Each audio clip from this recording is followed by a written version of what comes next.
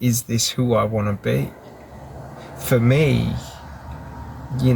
like exes, you know, manipulative girlfriends that I had made me believe that I was a highly manipulative person, that I was someone that manipulated, and there's always truth in what people say.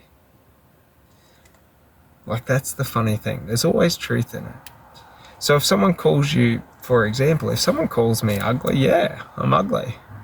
And like, like, that would be narcissistic of me to think I'm attractive to everyone.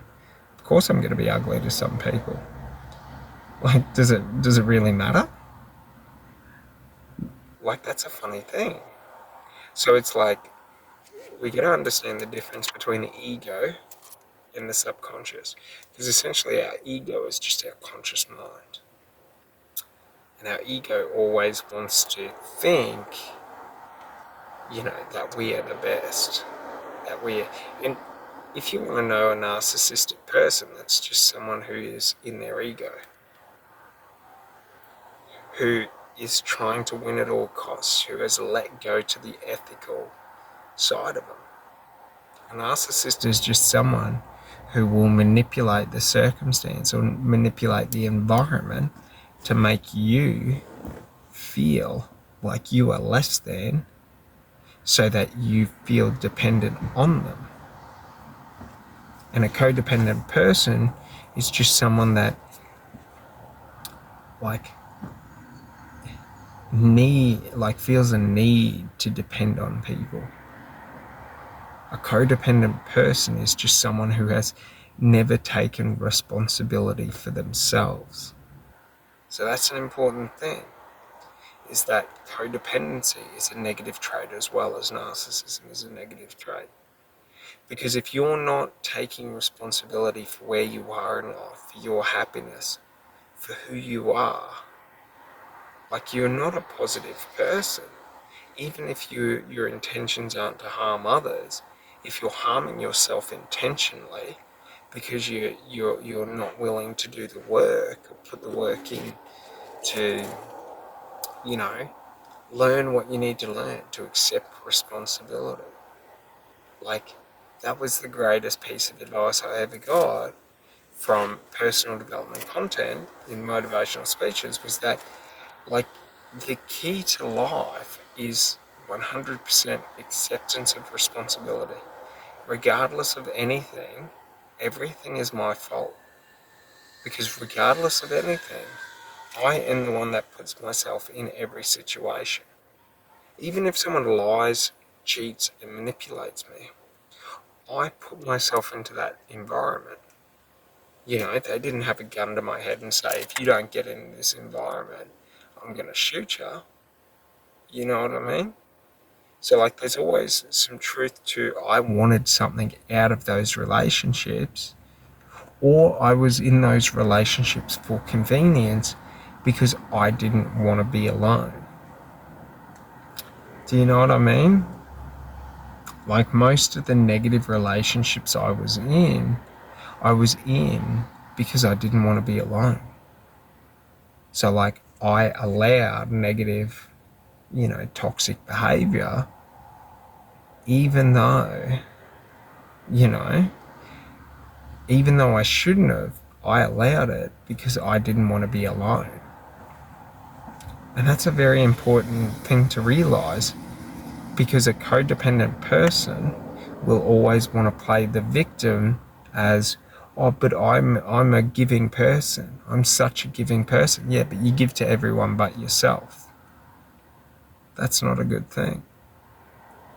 So it's sort of like, if we're feeding everyone else before we feed ourselves, and every day we forget to feed ourselves, and then we die of malnutrition, like, we don't get to say, oh, but I was a good person, but you didn't take care of yourself. You let yourself die. Like, that's not, you know what I mean? It's just sort of like, instead of you making yourself happy and then as a result making other people happy, You're making other people happy in the hopes that it will make you happy. Now, don't get me wrong. There's a difference between codependent and being a giving person. You know what I mean?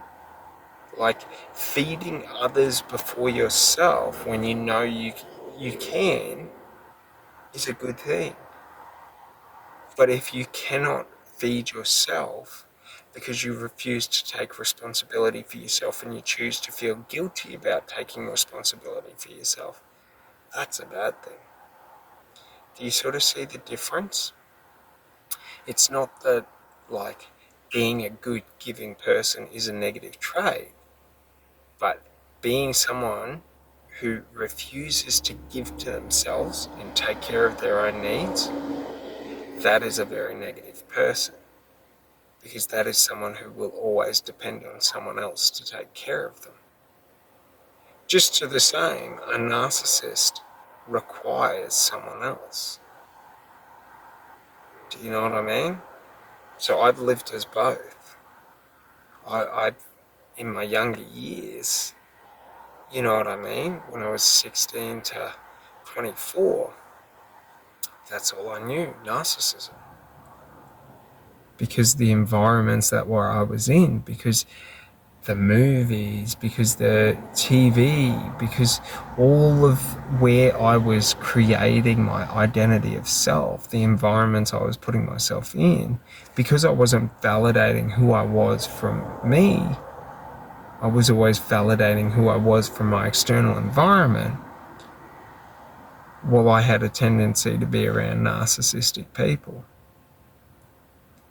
which led me to believe that narcissism was an acceptable thing.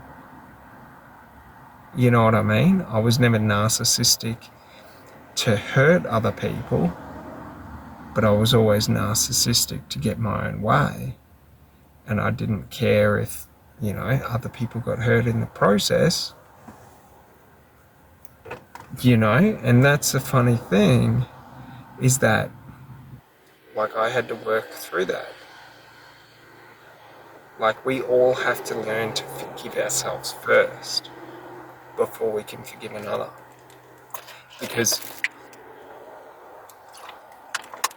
if I never forgive myself, I'm always carrying the baggage around with me. If I never forgive myself, I am always holding on to it, keeping that flame lit for that narcissist.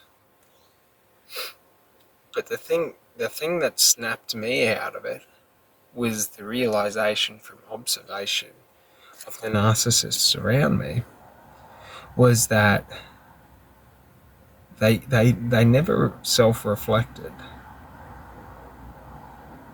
And it was so apparent in their behaviors and their actions and their speech that they never considered themselves to be wrong.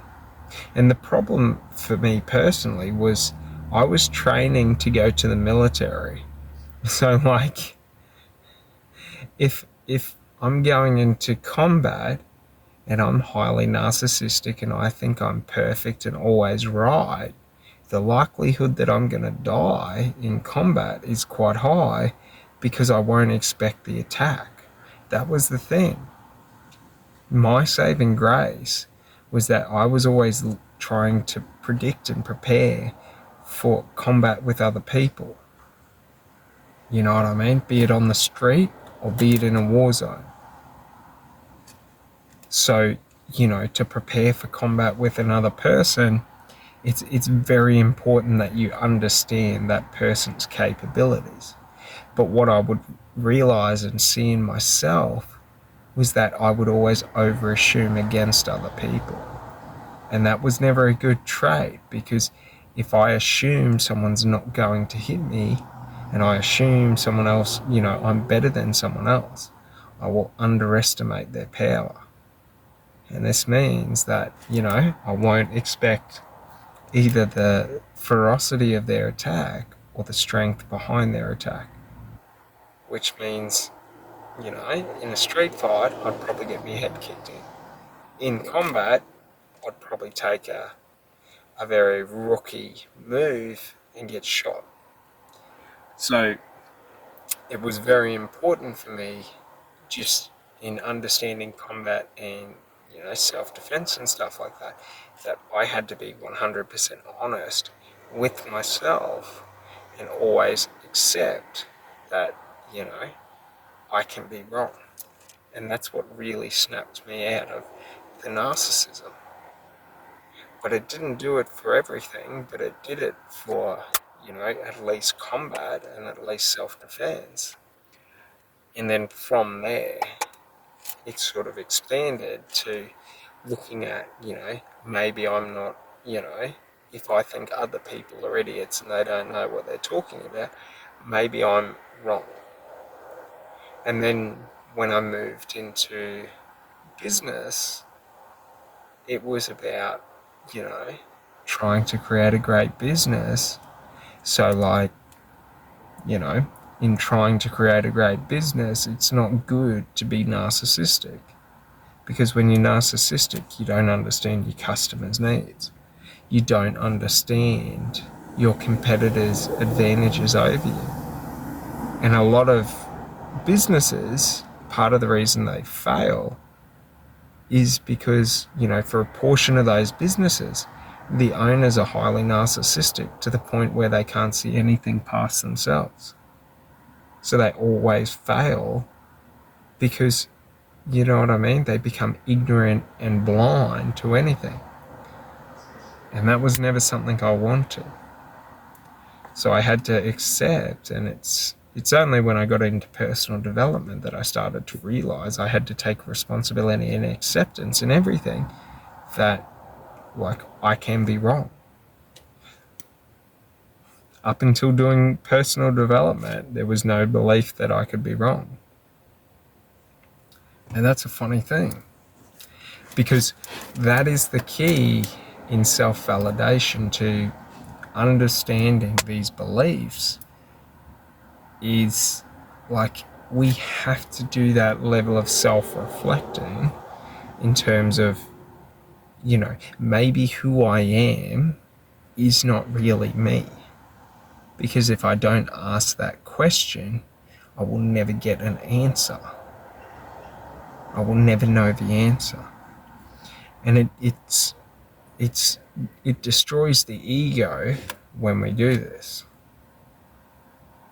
Because the ego wants to say, I know who I am this, I am that. You know what I mean? The ego wants to say, I don't manipulate people. But if I've taken actions to manipulate people, and I'm saying, oh, but I didn't do it for a bad reason, and I start justifying, like, that's where the issues are. So what we have to do is we have to honestly look at ourselves and say, who am I? What makes me happy? You know what I mean? Who do I want to be in life?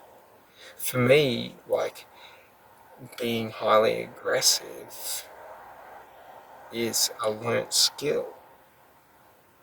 Like, I'm a very, very happy person within myself.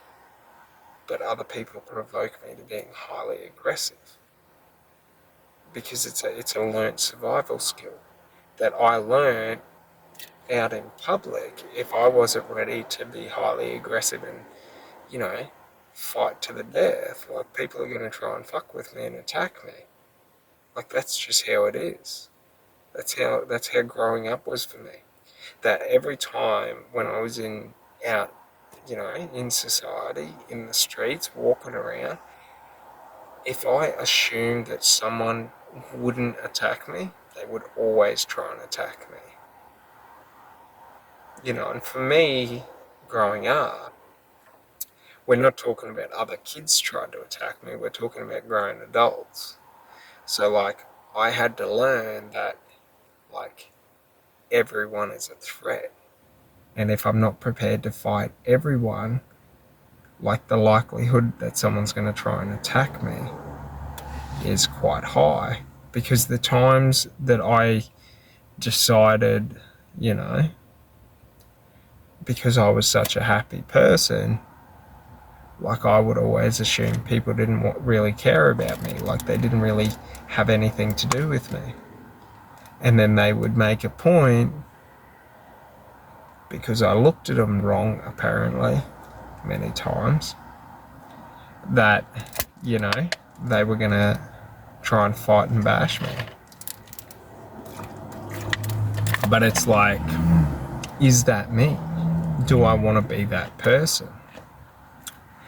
And like, it's not an easy thing. Like, it's not easy to break that down, to get rid of that. In the context of, like, I still have to fight those urges.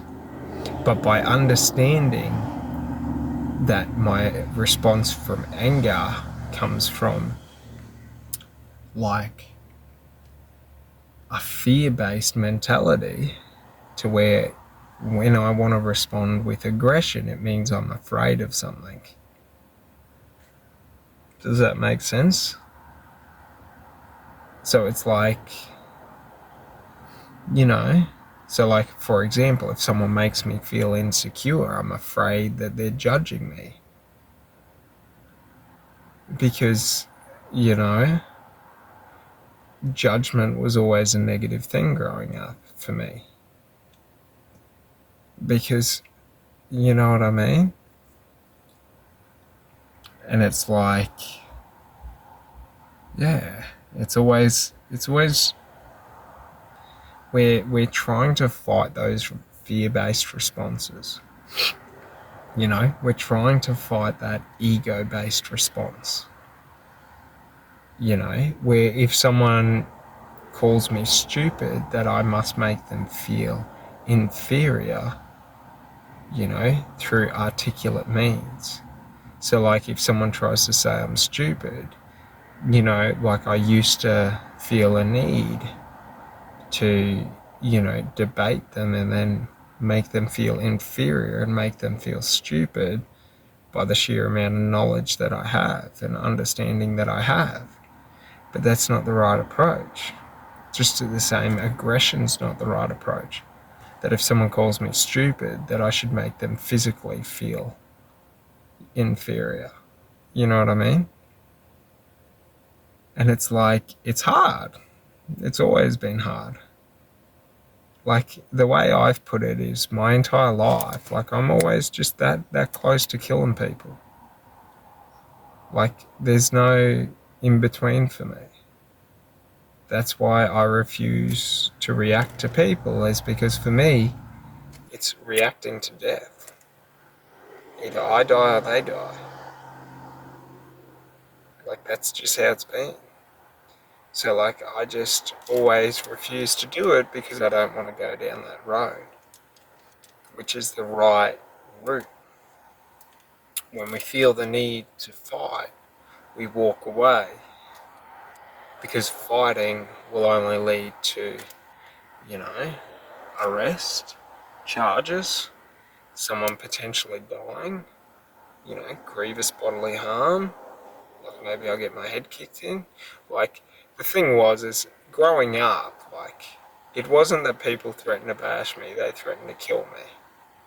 They threatened to gutter stomp me. So, to me, a fight means that they're going to try and do that. So it's like, there's no in between for me.